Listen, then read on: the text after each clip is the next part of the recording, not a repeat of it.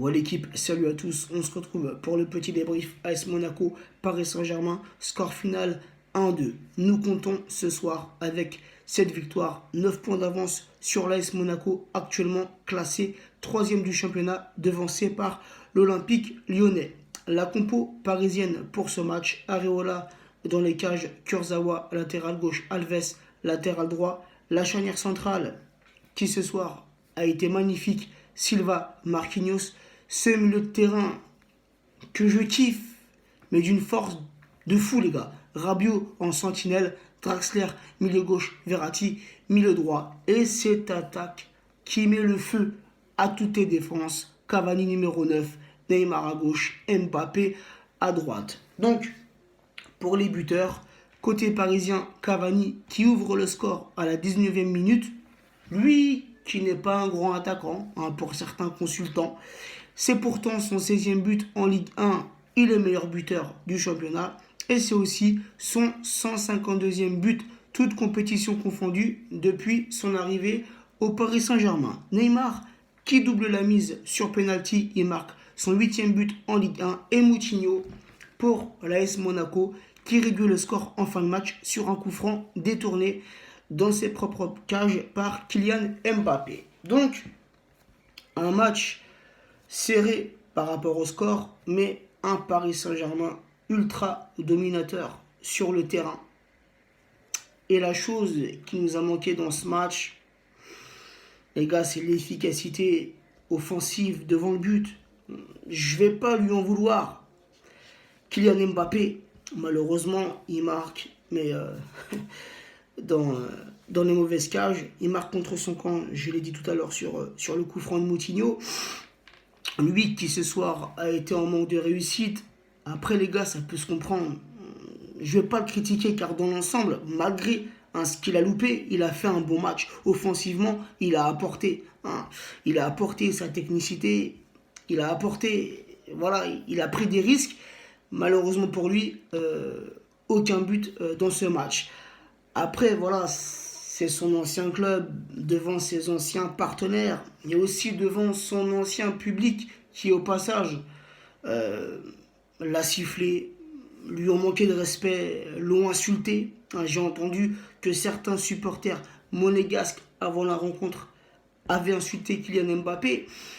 Comment vous pouvez vous comporter d'une telle manière avec un ancien joueur de votre club, lui qui l'an passé a contribué à votre titre de Ligue 1, lui qui l'an passé a contribué à vous amener jusqu'en demi-finale de Ligue des Champions? Comment aujourd'hui vous pouvez lui cracher dessus juste parce qu'il a choisi le Paris Saint-Germain? Voilà, moi c'est quelque chose, voilà, j'arrive pas à comprendre. C'est comme si nous demain on joue contre Manchester United en Ligue des Champions, un exemple. Zlatan qui est titulaire ou qui rentre en cours de match et on va se mettre à le siffler, à l'insulter, à lui cracher dessus. Même si moi, personnellement, j'étais pas un pro Zlatan. Pour moi, c'était un joueur trop hautain. Mais les gars, sur le terrain, Zlatan, il était quasi irréprochable. Il nous a apporté beaucoup au Paris Saint-Germain. Et il est actuellement le buteur historique du club. Comment on peut cracher sur des joueurs qui ont apporté dans le club? Voilà, moi, c'est une mentalité que j'arrive pas à comprendre. Enfin bref, après, chacun fonctionne différemment. Revenons dans ce match, au niveau des statistiques, en possession de balle, l'AS Monaco 37%, le Paris Saint-Germain 63%, 8 tirs côté monégasque, 18 tirs côté parisien, 1 tir cadré côté monégasque, 1 but, 4 tirs cadrés côté parisien, 2 au fond des filets, 75% de passes réussies pour Monaco, 87% de passes réussies pour le Paris Saint-Germain, 1 corner côté monégasque, 4 corners côté parisien, 14 centres côté monégasque, 23 centres côté parisien. On a vu nos attaquants, encore une fois ce soir, pas mal dézonés, pas mal de rotation au niveau de nos attaquants. On a vu Mbappé souvent repiquer dans l'axe, Cavani se déplacer sur l'aile droite et Neymar positionné sur la gauche. Mais il a souvent joué ce soir en tant que numéro 10. Donc, on voit ce Paris Saint-Germain de match en match, les automatismes se forme, les joueurs arrivent à se trouver plus facilement et on voit un Paris Saint-Germain de plus en plus dangereux. Certes, ce soir, on remporte ce match par un but d'écart, 2-1. Moi, j'avais fait mon petit prono 3-1. Bref. Mais les gars, c'est pas à chaque match qu'on va gagner des 5-6-0. Parfois, voilà, il y aura des matchs comme ce soir où on a je ne sais combien d'occasions, on en met que deux au fond des filets. Ça va arriver, les gars. Hein, la saison est longue. Ligue 1, Ligue de Champions, Coupe de France, Coupe de la Ligue. Donc, des matchs comme ça, on va sûrement en refaire. Voilà, il n'y a rien de dramatisant, les gars. C'est pas parce que depuis quelques temps on met des fessées à tout le monde qu'on peut le faire, qu'on peut reproduire ça à chaque match. Non. Voilà, il y a, comment dire, nos joueurs se préservent. Comme je l'ai dit, la saison est longue. Il y aura des matchs plus importants que d'autres. Ce soir, c'était un match important. Voilà, on jouait contre une équipe championne en titre.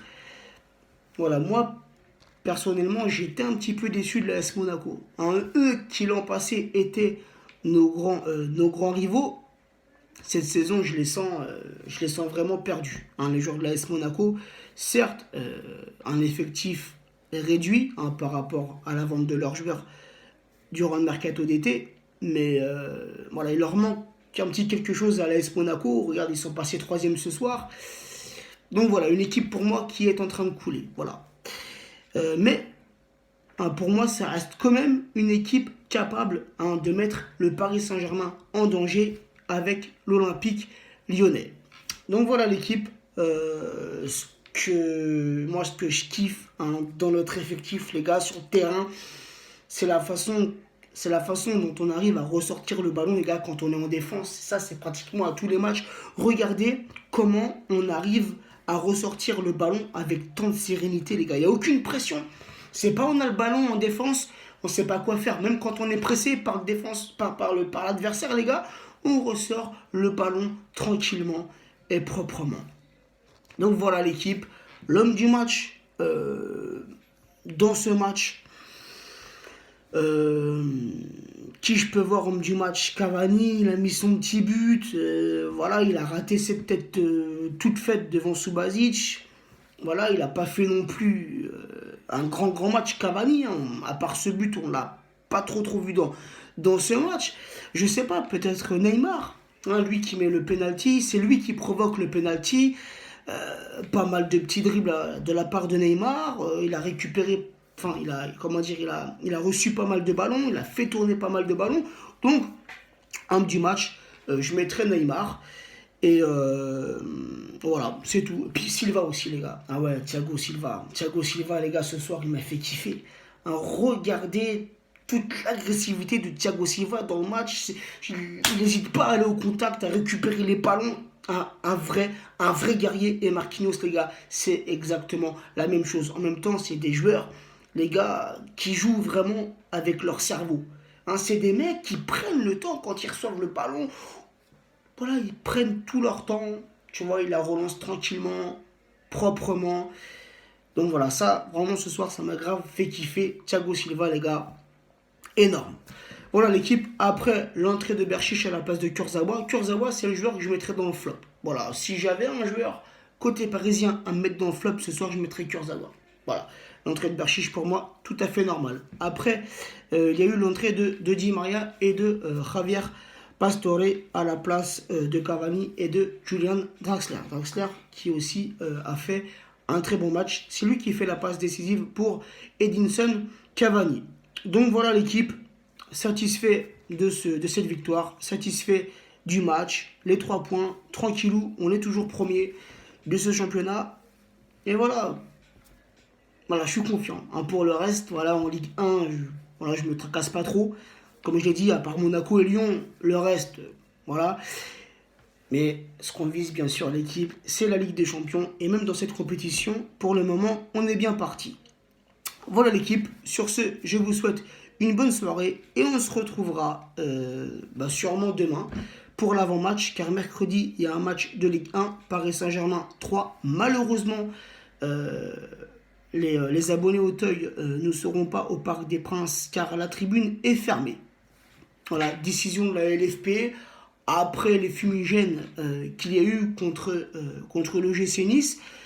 Eh ben, la LFP a décidé de fermer la tribune Auteuil. Pour moi, il y a deux poids, deux mesures, hein. Je ne pense pas qu'une tribune ait été fermée au Vélodrome après le match olympique Marseille-Paris Saint-Germain. Un match où des projectiles avaient été balancés sur les joueurs parisiens.